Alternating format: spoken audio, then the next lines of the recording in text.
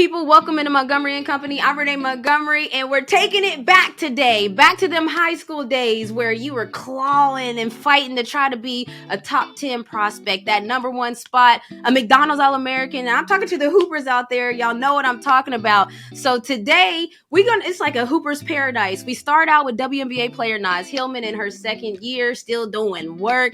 And then we're going to take it back to the high school crew where we have the top prospects, Zamareya Jones and Jaloni Cambridge. We're going to come and talk to them. I love hearing young people's thought processes. And then we have executive Trey Evans from Under Armour. He's the head of sports marketing. So it's going to be a Hooper's paradise. Tap in. Let's go.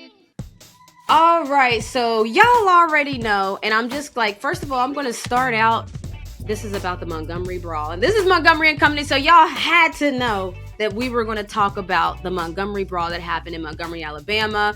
We're going to talk about it with the crew later, but I just have to talk to the people that are on social media all the time like I am. Like, particularly Twitter, because if you were on Twitter during certain events, like if you know how we live watch events, we live watch games sometimes, but when moments like what happened, where it was, they called it the Montgomery Sweet Tea Party. There's all kinds of names going on right now. There's the Riverboat Rumble.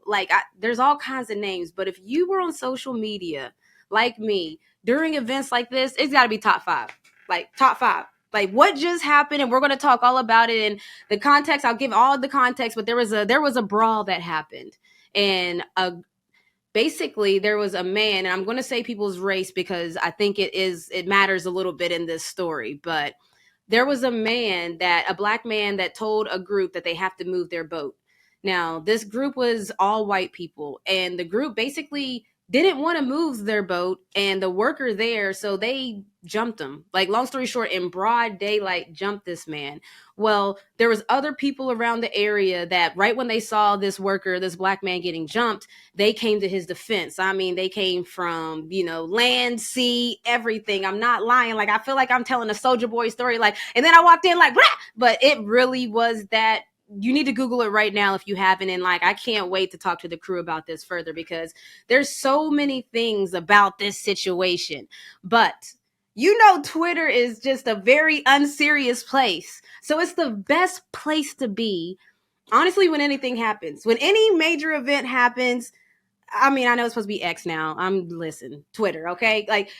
When any major event happens, I got to get to my phone. I got to see what Twitter is talking about. And Twitter did not disappoint. There were memes. There's going to be memes for a lifetime. But the best part about what happens on Twitter is how quick it happens. Okay, I mean, there were T-shirts already made.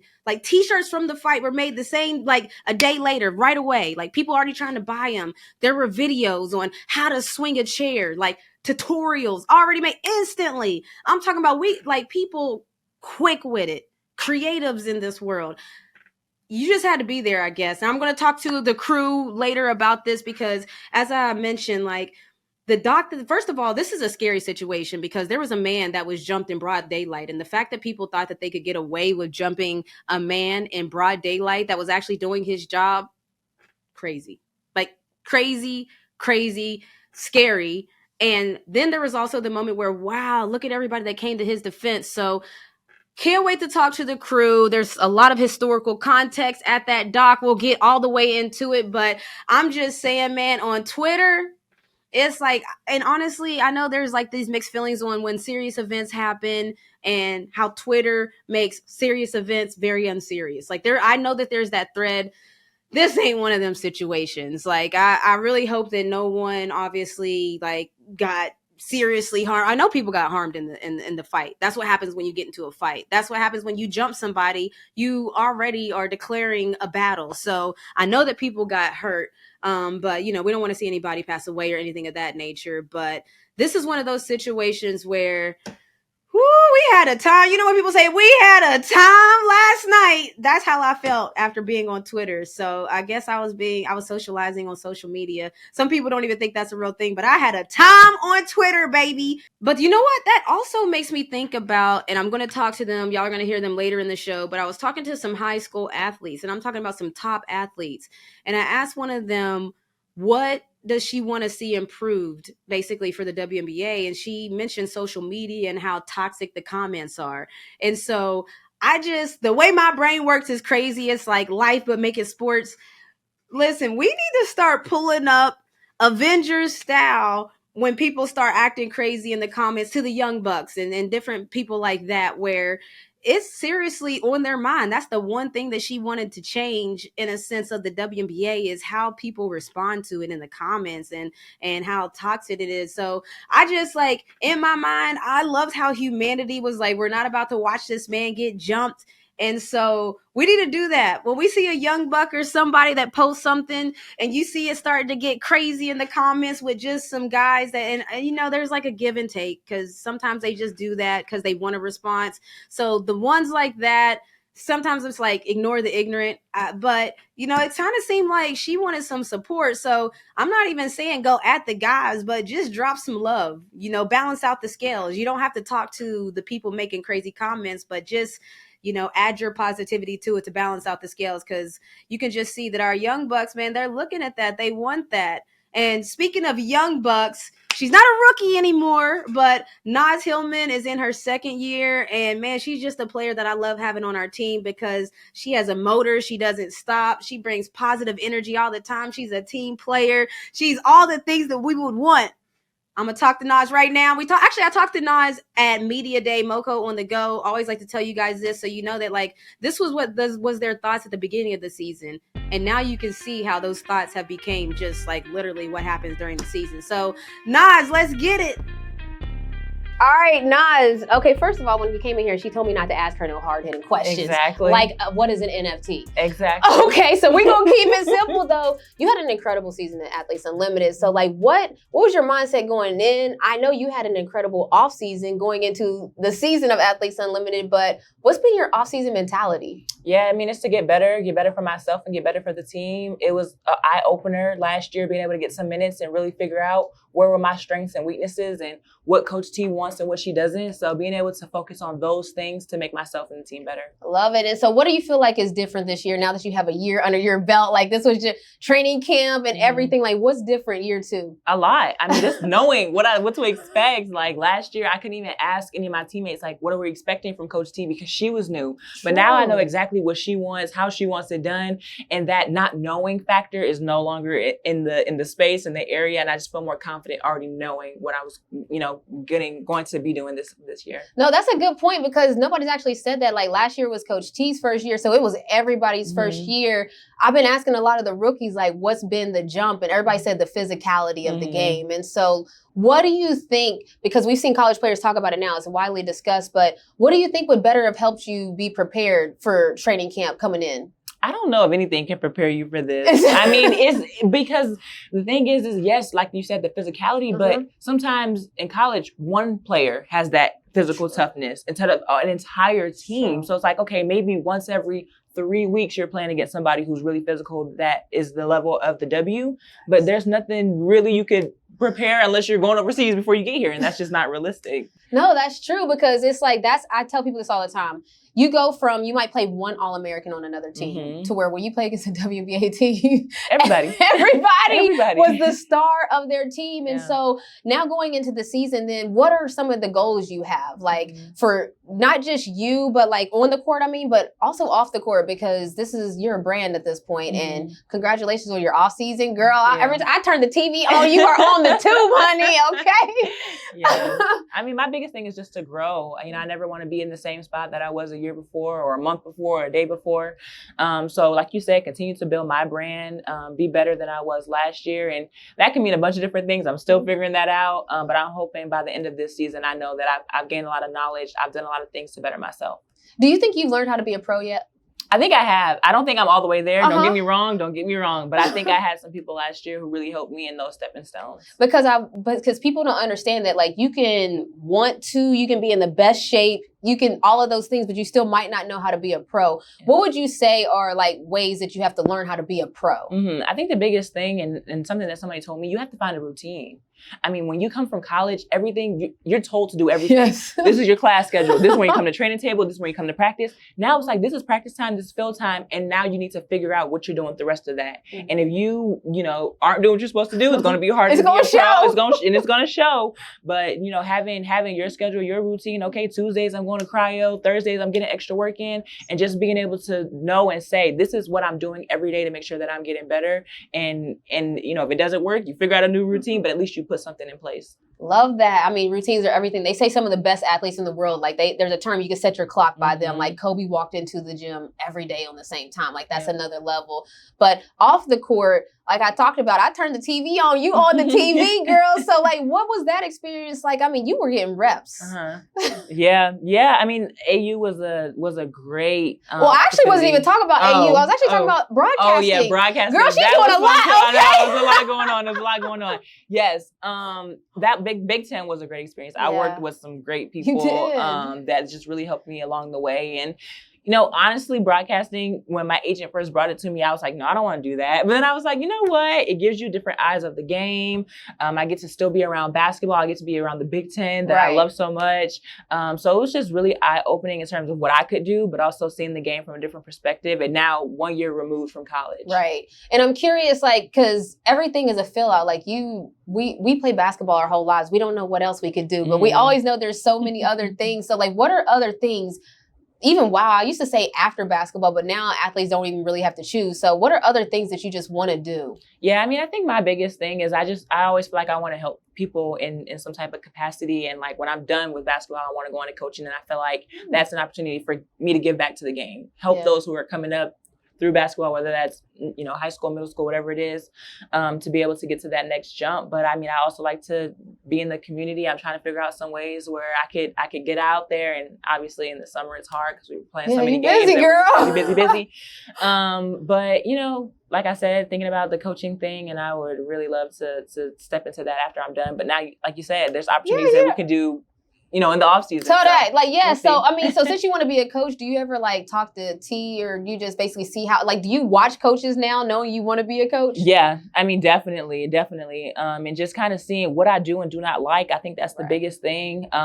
Even when I was in college, I knew that I wanted to go into coaching. So looking at my college coach and figuring out, okay, I like this part of her style. I don't like this part of her style. Or, I could change it and tweak it to be more of what I want to do, once I get to that level. So yeah, I do kind of survey a little bit. Occasionally I ask a little bit of a more hard-hitting questions in terms of the coaching side, but not as much as just observing. I love that. I appreciate it. You're going to be a good coach. I can see that. Like, I can really see it. You don't need to wait. Like, you could do it now, literally in the off season. But come on, man. I'm happy for you. Year 2. Thank you. Happy to have you. Let's go. Love Naz Hillmon, man. I'm a fan. Like, is she somebody that is just going to be successful no matter what they do? They're going to end up being successful. And speaking of successful, I got to talk to 2 of the top prospects in high school about their thoughts on college sports, on the WNBA, social media, all of that coming up next. So listen, the UA Next Elite 24 is a platform for today's high school basketball stars to showcase their talents to a national audience. Players from high school classes of 2024, 2025, and 2026 make up this year's roster. And we just so happen to have a couple of the hoopers, and not just any hoopers. I mean, they already told me they undefeated. So before we started recording, they let me know because they are teammates. We have Jaloni Cambridge here, and we also have Zamareya Jones, right? And so we got 2 teammates here that let me know that they're undefeated and they're hoopers. So first of all, what are your thoughts when you pull up to these elite showcases like the UA Next Elite 24? Like, what are your thoughts going into it? I mean, honestly, going into it, just blessed to be there with all the talent. Blessed to be able to, been hardworking over the past few summers for people to notice me and to come out here against all these top athletes. So, I mean, it's just great to just even be there to, show up. I love that, Jaloni. And I'm going to just keep saying y'all's names so that people can know who's talking. And so what about you, though? Like, Zamareya, like, what are your thoughts when you head into one of these elite camps? Like she said, it's great to be there. It's a great opportunity. Just blessed that they chose me to be there. Really good competition. So I just be ready to compete against everybody. Hold up. So y'all don't be out there thinking like I'm about to try to get a bucket. Like they got me as a number 3 player and they got me as a number 14. I think I'm top 10. I think I'm top 2 and not 2. So y'all thoughts aren't this going into these elite competitions? It definitely is. Okay. Most definitely. It definitely is. Okay, because that's what I mean. Because there's a reason y'all got here. The reason, like, we talked to a lot of people. We've talked to Master P. We've talked to famous actors, but I like talking to hoopers and stuff as well because there's a certain grind that y'all aren't on these elite runs for no reason. Like, for instance, like let's look at college sports right now. Y'all know who the Bayou Barbie is, right? Who is that? Angel Reese, no. Okay, come on now. Angel Reese and Flage, they got commercials, they got Amazon commercials, they got brand deals going on, they got all kinds of different things. And it's not just because they're star athletes, which they are, but what is it about them that you think is getting them these name, image, and likeness deals? Like, what do you think, Zamareya? Wait, say it again. I'm sorry. My computer was finna die, so I had to close it. Oh Lord. So what is it like? What do you think is getting people like Angel Reese these name, image, and likeness deals? Y'all know what that is, right? I just want to make sure y'all know what name, image, and likeness is in college. So what do you think sets those athletes apart that like a Flage, like a Angel Reese that gets them these big deals? I feel like they setting a bar for other people. Like if they can do it, I feel like anybody can go do it. What they doing is great, amazing. Like I look up to them when it comes to NIL because I want to be there one day where they at. So I feel like they're just setting a goal for younger athletes so that you can really get money. Yeah, I love that. What about you though? What do you think, Jaloni? Like, what do you think sets them apart? That like, because y'all are going to an elite camp coming up. Everybody's elite that's going to be at that camp. What sets apart the elite from the top elite? I would definitely say their personality. I've been able to be around them personally, so just the way they carry themselves, they're on the right path and they're willing to just help all the kids behind them, like us, just go in the right direction. So they're setting the bar high.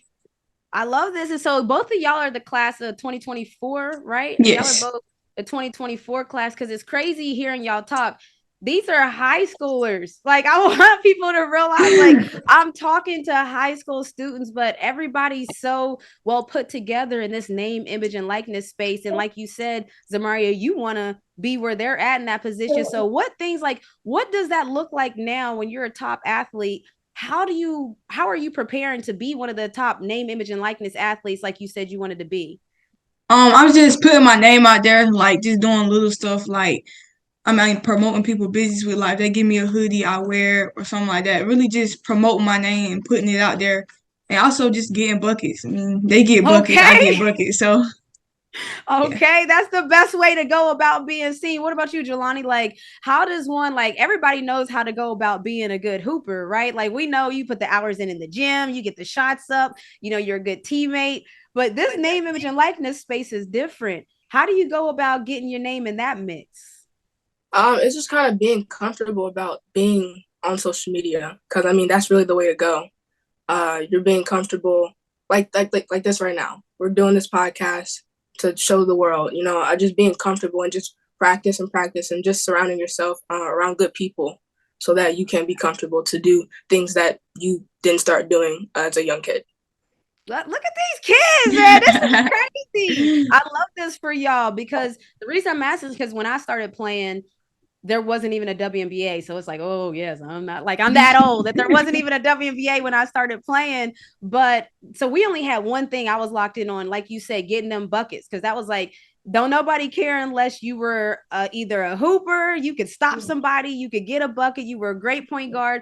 Those were the only things that matter. But now it's like, you know, there are different things on the horizon. So I'm curious what you guys think too, because we're at a different age where you know, athletes are empowered. Athletes, you're starting to see their brands, their tunnel walks, their fashion walks. So I'm curious, do you guys keep up with the WNBA? Like, do you guys watch the WNBA on a regular basis? yes. Yeah, I try to. I try to catch some games. You try catching games, okay? Because this is a thing that I'm starting to find out is that a lot of young hoopers don't watch a lot of WNBA. So I would say when y'all say I try to catch some games, what do you think the biggest obstacle is for y'all to like catch more games? Is it just your schedule, or is it there's not games on TV? Like I'm curious what like make things more difficult to watch or catch a game? I think for us, because it is in the summer, also playing, but I will say I've been a part of like AAU tournaments where we've been in the same states as like some of the games. So like if we had the time, we're able to go. But and then it's about like game schedule and just, I mean, you're gonna have free time, but you're also gonna be busy. But it's just you pick and choose your battles, honestly. Okay. What do you think about that? Yeah, I really agree with her. I mean, we play on the same AAU team, so it's like we got the same schedule during the summer. So if we catch some games, then we'll catch them. But other times we really busy with AAU. So I'm curious, is there games like where y'all are like, oh my gosh, y'all are circling it like, I can't wait to see this matchup? Like, are there games that y'all do that with? Because I know that like when I talk to young like hoopers that may be boys, they're like, oh man, I can't wait to watch LeBron play this guy. Like, are young hoopers and stuff like, are y'all excited about matchups? Like, can y'all not wait to see Dallas match up with Vegas or like, is that kind of the vibe? And y'all can be for real because I want the WNBA to be that appealing to the younger generation. So I'm trying to figure out like how do we become the most appealing that y'all are? Like I don't care what's going on. I got to figure out how to see that game, even if it's the last. Like so, what is the vibe when y'all think about WNBA?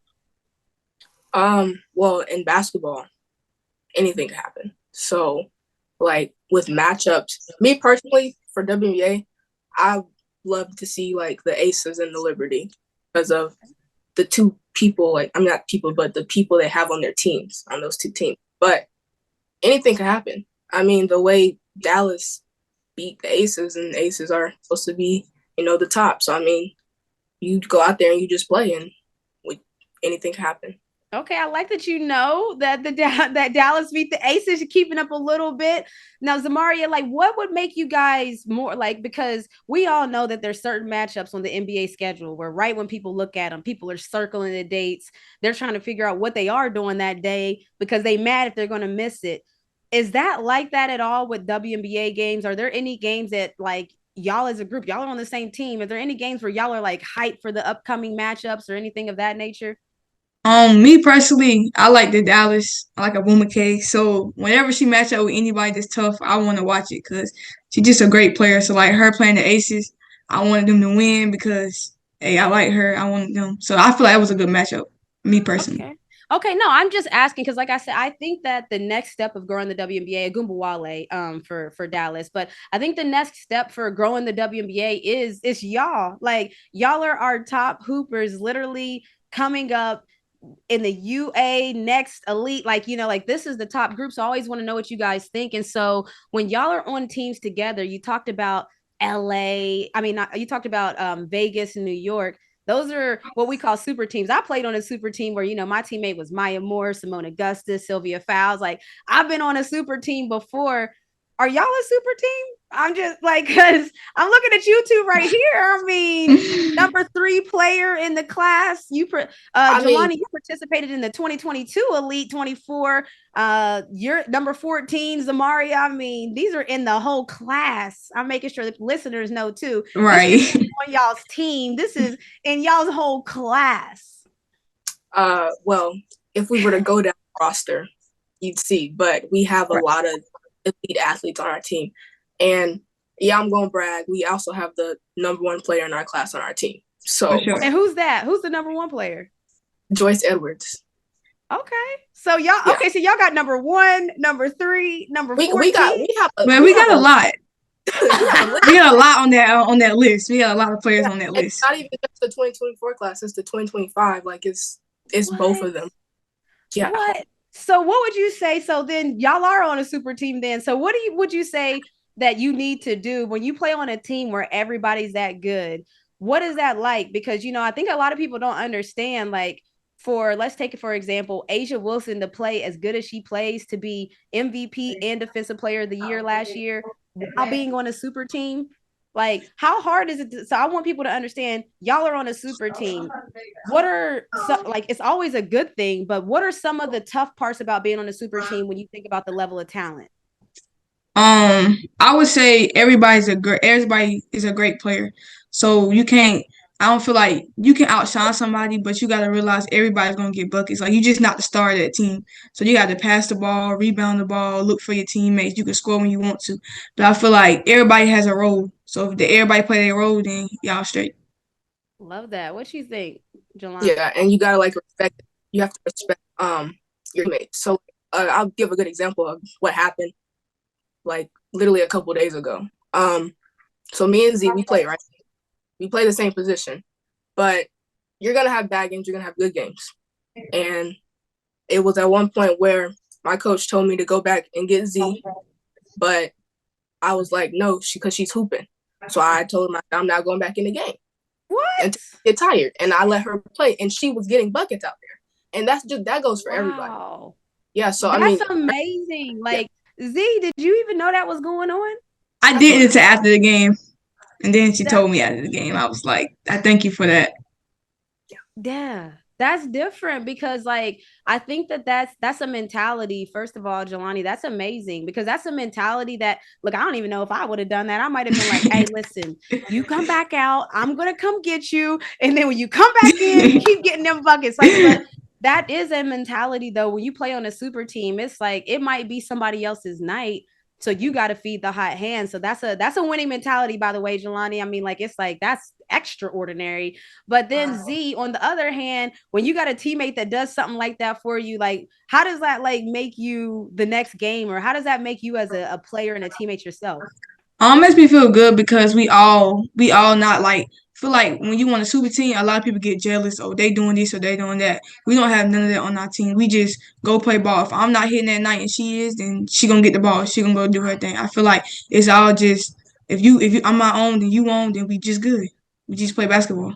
Listen, I love this next gen. Okay. Like, I really do like it. We're talking, this is the group, 2 of the players that are going to be in the UA Under Armour Next Elite 24. I'm just excited because I like where y'all's heads are at. So I want to just pick the brains because you guys, like I said, are the top athletes. How is it hard at all to focus on sports when there's so many different things like rankings, like social media, like name, image, and likeness? Does that make it difficult to just focus on the game, or is that just a part of your life now? Go ahead. For me, it's like it's their blessings at different times. And it just happened. You just gotta keep going, and you have to surround yourself with the right people. I would say for both of us, we're around the right people, especially teammates. Everyone has their own success, and you can't like sink down or get down because someone is doing greater than you at that time. You just gotta keep going. I love that. What about you, Z? I feel like wait, I forgot the question. The question was, is it hard to just lock in on ball when there's, rankings, you're getting ranked, and there's social media and there's name, image, and likeness? To me, no. I just ball. I mean, if you like me, like me. If you don't, you don't. I mean, I don't really pay attention to all that. I mean, NIL come with hooping, so if you get buckets, then you attract NIL. With rankings, I'm glad I'm number 14. But other than that, I just ball out. I love that. And so if y'all were like the creative masterminds behind the WNBA, somewhere that you're going to go, what would be one thing that you would be like, oh, I'm doing this. If you were the commissioner of the WNBA and you could change one thing to make it the most lit place you wanted, because you're going to be there. I'm assuming that both of y'all going to keep on this path, right, and I'm going to see y'all in the WNBA one day. So get your minds to, if you were there, what's one thing that you was like, oh, I would change this because that would make it more lit for me. So, anybody, Jaloni, anything pop in your mind? I don't really know. I like that then. I'd probably say just to build up like the girls' confidence so that as much hate we get, I mean, it's real, it's hate's everywhere, just to keep going. So just to build up like the girls' confidence so that they don't have to get down on themselves for something that an irrelevant person said. I like that. So, and when you say the hate is real, for people that may not know, are you referring to how people hate on women's basketball players in general? For sure. Yeah, for sure. It's sure. crazy because like I hate that for y'all because it's like, dang, they haven't gotten past this yet. But so what what kind of things do you encounter that you would like on, because people may not really know. So I always talk to the people like we know because we're in the thick of it. I know what they probably say to you, but just give me a couple examples of things that people hate on, how people hate on women's sports. I mean, if you look at any post about women's basketball, if you go to the comments, you'll see it yourself. But I mean, they talk about how when, for example, when someone dunks and they're like, "Oh, I was doing that," a boy says, "I was doing that second." Well, I mean, everyone's not built the same, so, and not every female can dunk. So now we have high schools that are dunking. We got middle schools that are about to dunk. So like you have to celebrate that because that's not normal. So you have to celebrate the non-normal because that's what builds up our confidence. I love that because I was going to ask you what could build up the confidence, but that you answered it right there. We just got to celebrate. And that's exactly why I'm here celebrating y'all. Like, that's why I'm telling people y'all are the number 3 player in the whole class of the number 14 because things need celebrated because this is not normal what y'all are doing playing an elite camp. What about you, Z? What do you think? If you could just change one thing by the time you got there that would make it lit, what would it be? I say broadcasting. I mean, they do a great job now, but like really, really just putting it out there to show people that women's basketball is going to the next level. I don't care about that. Men's basketball is better. They do all this dunk and fancy stuff. Girls are fundamental. They are way more fundamental than boys will ever be. I want people to understand that. So I just say broadcasting, the WNBA. Wow, I love it. I love that. So you need more eyes on. You mean like basically getting more games on TV, getting more people to see it because if more people saw it, I get you, Z. If you saw it, you would know it's right. Because we don't have to. The product is already turned up. Like this is what I tell people all the time. That's why, like, I'm pulling up to y'all's game. By the way, speaking of broadcast, the UA Next Elite 24 will be on ESPNU. I'm gonna be one of the broadcasters. I'm gonna be watching y'all, so y'all better be out there getting a bucket. I don't have to talk about y'all. But yes, I love that you said that because people always ask questions like, should we lower the rim? Should we do this? Should we do that? And I'm like, have y'all seen a game recently? Like, even have y'all watched the young hoopers play? Like, I'm glad to be retired when I watch y'all play because it's like, oh no, they different. So y'all keep doing what you doing. Like I said, I'm gonna be over there watching y'all. I'm gonna be behind y'all all the way. Does either one of y'all pick colleges? Y'all know where y'all are going yet? That's not even a thing yet. No, I have my top 5, but I haven't. I just dropped my top 5 a couple days ago. Who's your top 5? Who you just dropped on your top 5? I have NC State, Georgia, Mississippi State. Who's that to say? Florida State. I'm scared for these two. Oh, Alabama. Roll Tide. All right. Okay. And what about you, Jaloni? I have a top 7, and oh wow. It's Georgia, Florida, LSU, South Carolina, Ohio State, Louisville, and Baylor. Okay, I love this because enjoy the process. By the way, having choices is a blessing. It's a product of your hard work. So enjoy the process of these top teams. I think I heard an overlay in Georgia. I think I heard both people say Georgia. So if I'm sitting here in Georgia, so I'm just saying if y'all do pull up, I might have to pull up and watch, but enjoy this process. I mean, this is unlike anything. It kind of happens at each level where you pick your college, then you get drafted and you don't have a choice where you're going. And then for a long time, you don't have a choice. And whenever you have a choice to pick what your destiny is, enjoy it because options is a good thing. But I'm gonna be checking on y'all. Hey, listen, I love the way y'all think. So keep pushing the game forward. And I appreciate y'all for joining me here on Montgomery Co. Thank you for having us. No problem. Thank you. Coming up next, we have the Director of Sports Marketing for Under Armour, Trey Evans, who was there before Steph Curry and after. Just a little nugget coming up next. Perfect. What's up, Trey? We are here with Trey Evans from Under Armour. He's a sports marketing executive. And as you guys know, we've been talking UA Next Elite 24. We've had a couple of the players on, and now we're going to have one of the Under Armour executives to come on. So thank you, Trey, for joining us here on Montgomery & Company. No, I appreciate it. How you doing, Renee? I appreciate you having me on. Really excited to have this conversation about our game. I love it. And so, just start talking out like, why did you guys create the UA Next Elite 24? I mean, there's a lot of elite events going on. Why did you guys want to get your hat in the ring? Yeah, well, UANX Elite 24, and the Elite 24 is a name in a game that already has equity and heritage to it. A former colleague of mine created this game more than 16, 17 years ago. And really the premise was, really paying homage to kind of that summertime street ball era where you just went out and you played street ball out on the streets. And so our game, what makes it special is obviously it's kind of a midsummer type classic, but it's always played outside. And we want to keep that equity around the game, the integrity of the game. So you still have that kind of gritty feel of that kind of, the best 24 kids around the country just going at each other within the summer. So really excited for this year's game and continue obviously that heritage. No, it's going to be exciting. I mean, anytime you're playing in at Atlantic Station here in Atlanta, was it at Rucker Park in New York? I mean, you guys aren't just playing outside, you're playing at landmark places. You talk about that street ball. What is the vibes of the players there? Are they, I know you got the top players, but what are the vibes that y'all create there at that Elite Next camp? Yeah, essentially, we want players to come in and enjoy the experience and to put on a show, right? That's one reason we pick the places that we end up having the game is we want to go to cultural basketball cities that represent the best of the best and that love the game. And so, as you've kind of mentioned, we've been to Rucker Park, which is one of the original destinations for the game.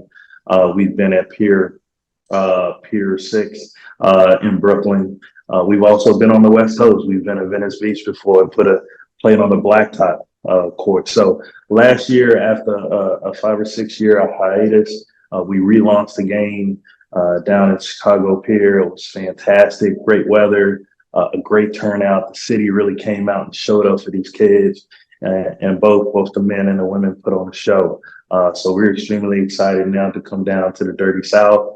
Okay. And see, absolutely, and see what Atlanta has for us in this game. So we're extremely excited. The dirty. Okay, so Oh, yeah. listen, I mean, when I think about Under Armour, I can't help but think about Steph Curry. And I know he has a new documentary coming out, Underrated. It's on Apple TV Plus. But when you just think about the vision for Under Armour, you were there pre-Steph Curry, right? And post Steph Curry, because you've been there a while, I think, at Under Armour. Weren't you there pre and post? So what has that been like pre-Steph Curry and post Steph Curry on the roster? It's been really amazing, just watching this brand, and going on my 20th year with the brand, just watching this brand really expand itself and become more than just a tight t-shirt brand, and become a complete, performance athletic brand that offers you plenty of solutions as an athlete. And then really to see the kind of launch of our basketball category, really from the ground up, from a grassroots level. So that's why this game is so important, because we grow our brand basically on the backs and shoulders of really kind of this elite grassroots athlete that just loves to play ball before all the glitz and the glam. And obviously you mentioned I was here before Stephen, but if you think about his story, and definitely go see Underrated. I just saw it. It's phenomenal. It should win tons of awards. It's going to be a great representation of Stephen and his journey. But just being here and watching Stephen, choose to link up with our brand and us being able to be, right next to him with every step of the way as he grew his career and becoming, the greatest of all time point guard, in my opinion, and obviously undisputed greatest of all time shooter. It really just makes, really kind of stands for what Under Armour really kind of leans on as far as being there to complete the journey for an athlete like a Stephen Curry, or like to see them become great. So it's been a really, really cool ride, to tell you the truth. No, you talk about that in Under Armour. There was a time where, like I'm kind of Steph's era. So there was a time where Under Armour maybe wasn't the brand that the big names run to. I'm just being honest. And then when you think about a Kelsey Plum now in the WNBA, who she's one of the biggest dogs in our league and she's repping it big on her chest, so what does that say about like the brand and how are you getting these big names? Like what is Under Armour doing to attract big names like that? Yeah, I mean, here at UA, our philosophy is we want to obviously join in partnerships with extraordinary people that obviously want to be in partnership with the brand, right? Nothing's transactional. We're really looking for people that want to leave a legacy with our brand within the space of sport, within the space of basketball, and just having that partnership with people like Stephen and ultimately, new addition like Kelsey Plum. All of the values that we stood for were the exact same for those same ones that, Kelsey Plum stands for in her life and her career. And so it was a match made in heaven.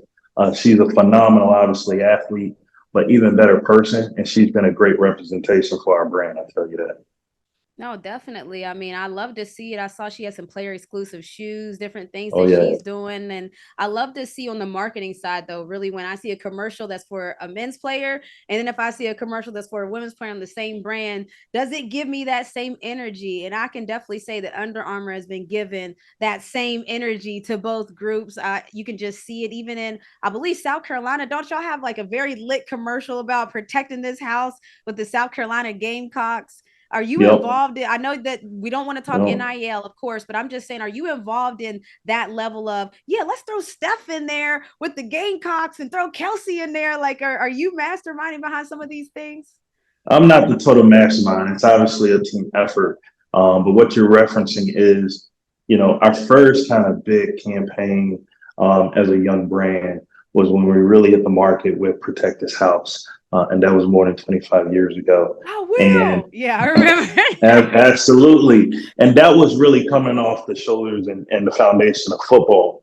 And so we wanted to relaunch Protect This House. And what better time to do it leading into March Madness? We mentioned we have a great partnership with Coach Staley down in South Carolina. They were obviously on the hunt to go as repeat as national champions.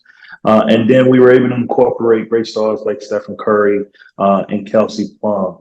And so I just really think that makes a statement as far as like Under Armour is a basketball brand. We do care about the sport to take our largest campaign for the year and launch it in the basketball timeframe like we did. So I love that. And so when I think about like, I think that this is the perfect idea for marketing, by the way. I'm not just saying that because you're here, but I wish more people would connect the dots on top women's athlete, top men's athlete, top college, like just connect that triangle to all the basketball tops and then just make a melting pot of it. So I hope we start to see that more as we start to see just brands and everything grow. And speaking of that, like, what are your thoughts when it comes to just growing the brand? I would say events wise, but now it's not even just events. Like in the world of athletes, it's flashy now. So, how are you mhm. guys getting to the flashier sides of sports? Maybe I would say. Yeah, no, I would say for us, we've been in the grassroots space and doing events for a long, long time. And I think, more than 2 years now, what we decided to do was create this UA Next platform to really amplify those moments, those experiences, to openly give the kids a place, one, to come and get exposure, right? Another place for them to really like get better. Like our mission is to obviously make all athletes better. And so all of our events gives you the opportunity to get better as an athlete. And then it ultimately gives them a place now in today's age to really grow their brains. And then ultimately for us, what that creates is great association with these great kids, these great minds, and allows us to really kind of show kind of our commitment to allowing these kids to become the greatest that they possibly can. So we're excited about the rollout and the event space that we have, the platform that we have. It's a full summer. It starts right around February and doesn't end until the end of August. And I so know we're you always tired. spent a lot of time on airplanes, me and my team, but we love it. We enjoy every moment of it. We enjoy being around the kids, our coaches, directors. We really do enjoy this time during the summer. It's great for us. I love that. Well, listen, I think that with the way you're going, I know that it's a team effort, but you've been there a long time. And the way that Under Armour is trending with everything going their way, I think that Trey, you're the right man to be behind it. Like we talked about, Steph Curry's Underrated is on Apple TV Plus, but there's also the UA Next Elite 24. That's just basically kind of in a nutshell. You guys have a lot of things going on at all times. Absolutely. No, we're excited about this weekend or in a couple weekends. Actually, this weekend we have another event of ours that's specific to Stephen called Curry Camp that we do out in San Francisco. That's another invite-only event for the best, guards and stretch wings in the country. And then that leads us right into UA Next Elite 24. We're coming down to Atlanta. I know you're going to be there. Enjoy it with us. Let's go. And the great thing about the game now is, back in the day, it was only a men's game. Now we got the girls on display. And I'm telling you right now, don't just tune into the men's game. Watch the ladies come and get after it, because they're some of the most talented ladies in the entire country. Literally the most talented. The number 3 player, Jaloni, is going to be there. The number 14 player is Zamareya. Like, these players are the top players. That's why it's called an elite camp. Trey, thank you for joining me here on Montgomery and Company. I appreciate it. Thank you for having me. Good to see you, Renee.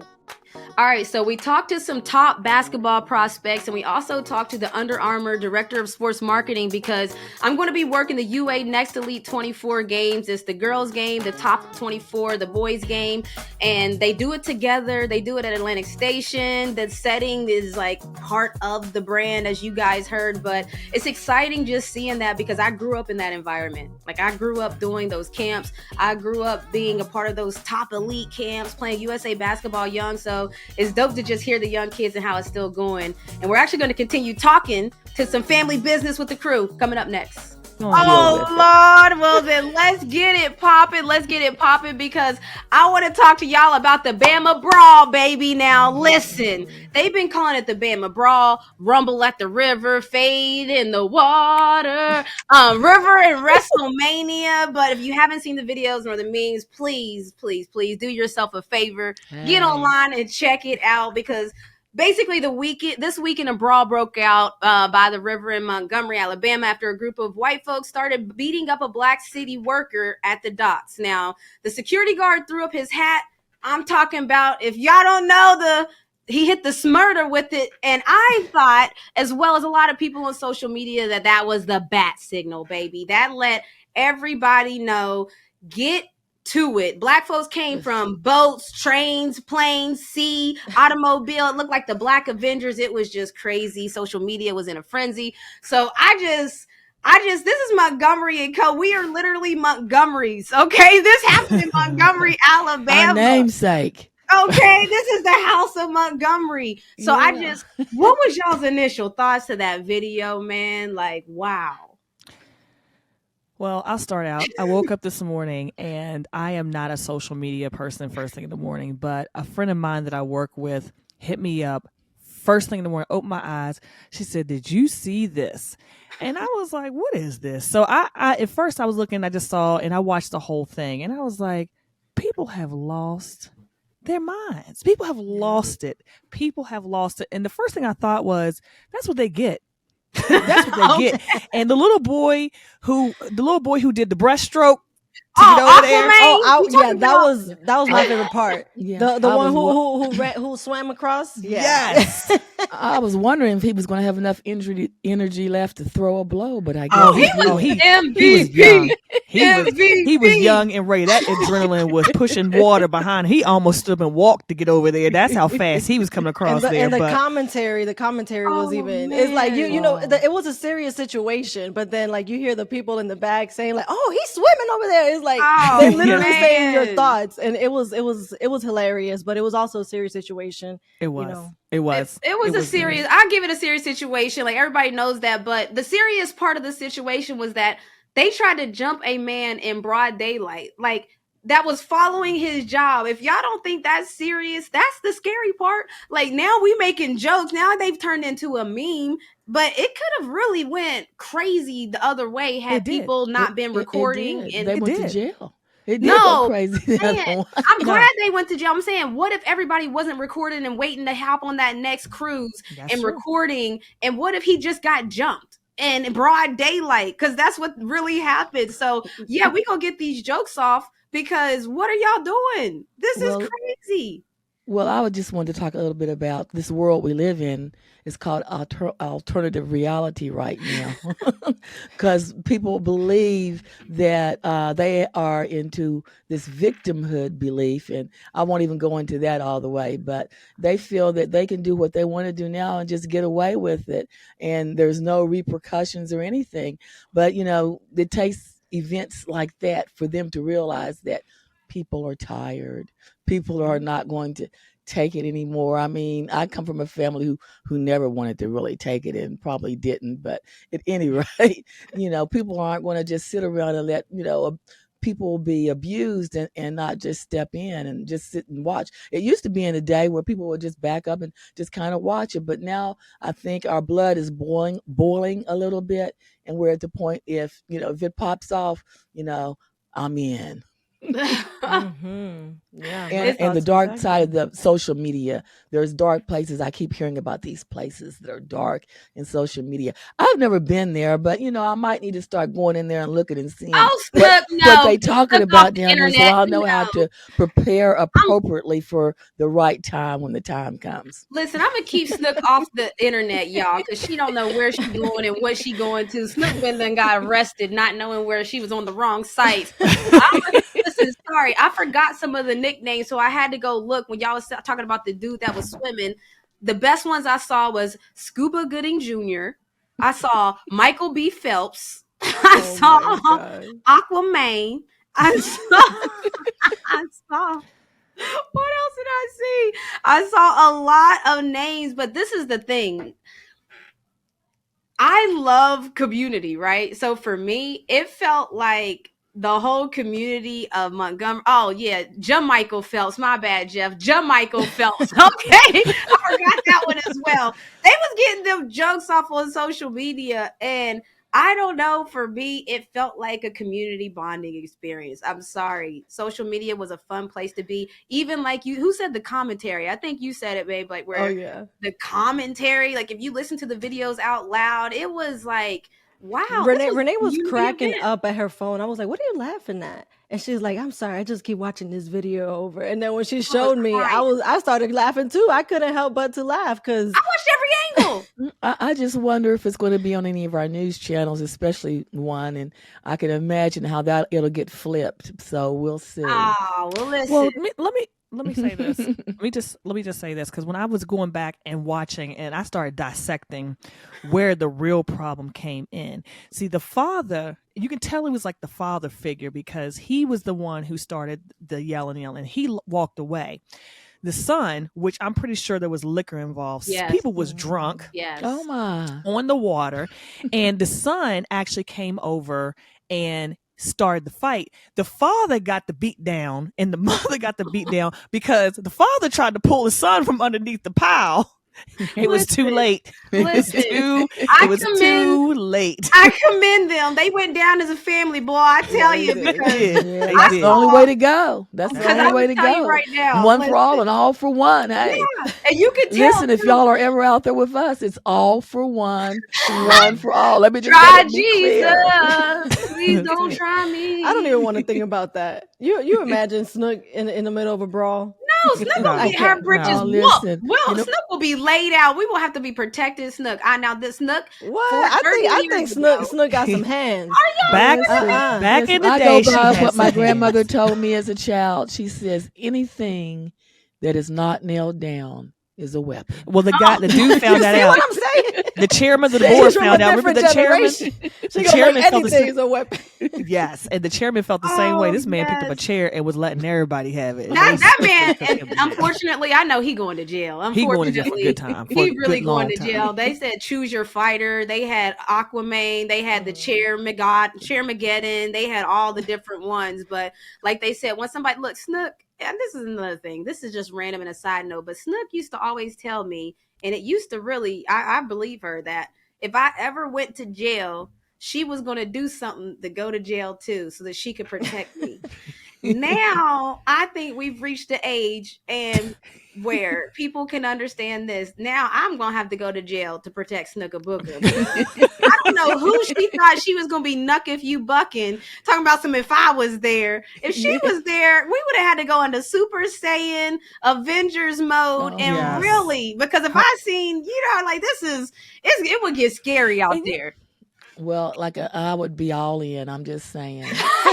I'm just saying. I wouldn't be standing over there filming. I'd be all in. But you know what's scary about this is that we were just in New Orleans at a riverboat situation. Right. And it really, literally, at first I thought that's where it was. I'm like, oh my gosh, is this where we were at for the fireworks the 4th of July?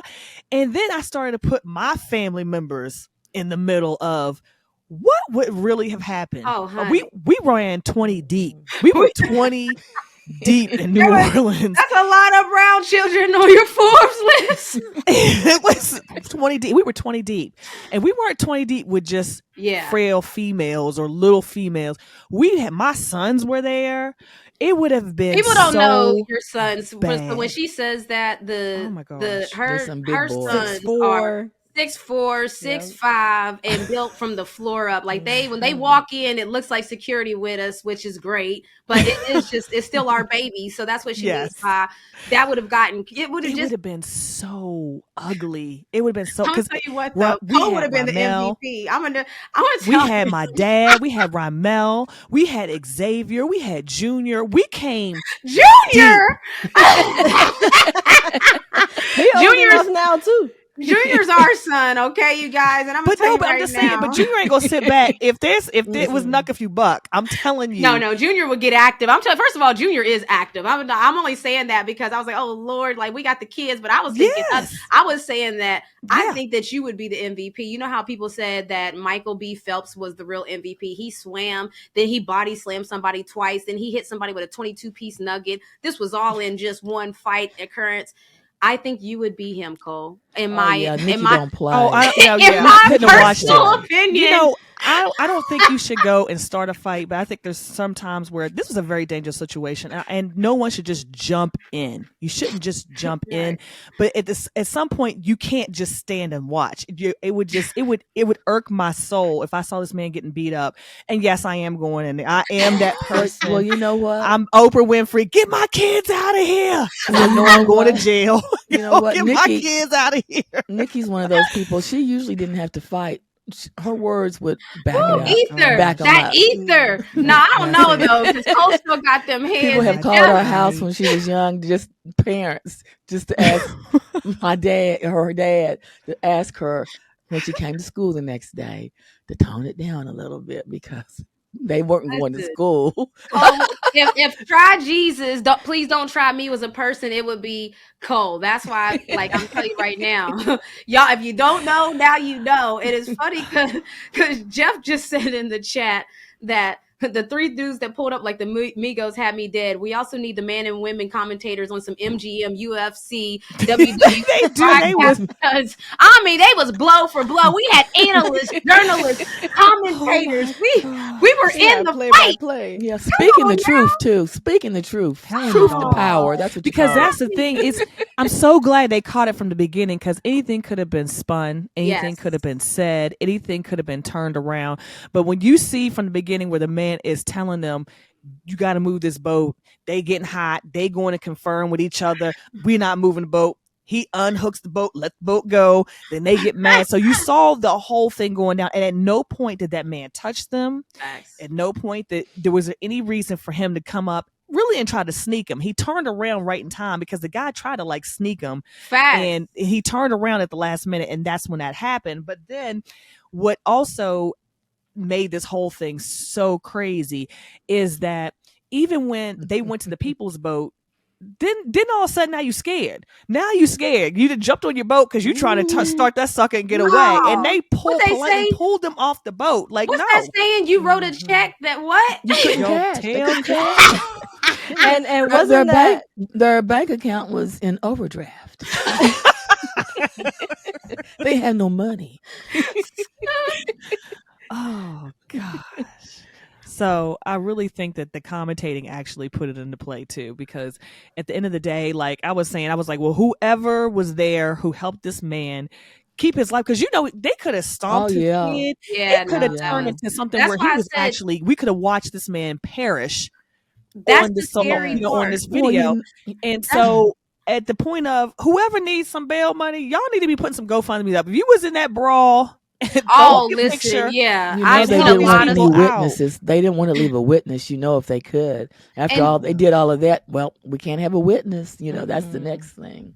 yeah, and I'm just gonna end it with there's so much, like we're talking about the funny parts of it, right? And then we're talking about also that a man was about to really and did get jumped in broad daylight.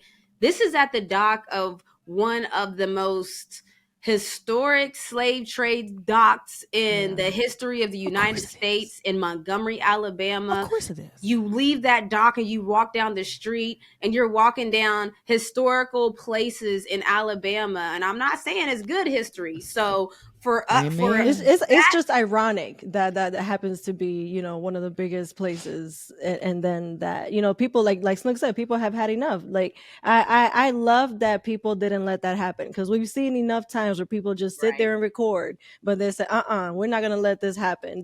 We've seen this before. We're not gonna let that happen. And I love too that it's like the way things played out, because there was a whole audience. Like the reason we have 100 angles, I'm still seeing new angles right now. Like it's like, wow, because there were people on the boat recording. There were people waiting to get on the next boat recording from the top angles. We got angles from the bottom. We got angles right there in the thick of it. It's like Cha-ching for the people. Cha-ching. So it's just so crazy, because it's like we saw from, I think what Cole said, from start to finish, where it says you mess around and what happens? You find out. All right. We'll see y'all next week then. All right. All right. So that's all we got for this week. Listen, we're called Montgomery and Company. We talk about how it's a generational thing. So can you imagine look, I got the shirt, House of Montgomery. Like, we rep our last name so tough, but we just rep our family. Like, everything about it. It's a generational thing. As you can see, look who the hosts are. It's like, this is kind of what we do. And speaking of what we do, I got to mention real quick that Beyonce is A1. And we're going to talk about Beyonce next week. But Beyonce's show had a rain delay. So what does Beyonce and her crew do? Shouts to her team. They pay $100,000 to keep the MARTA system open longer. They kept the transit open longer. Generational talent. See y'all next week.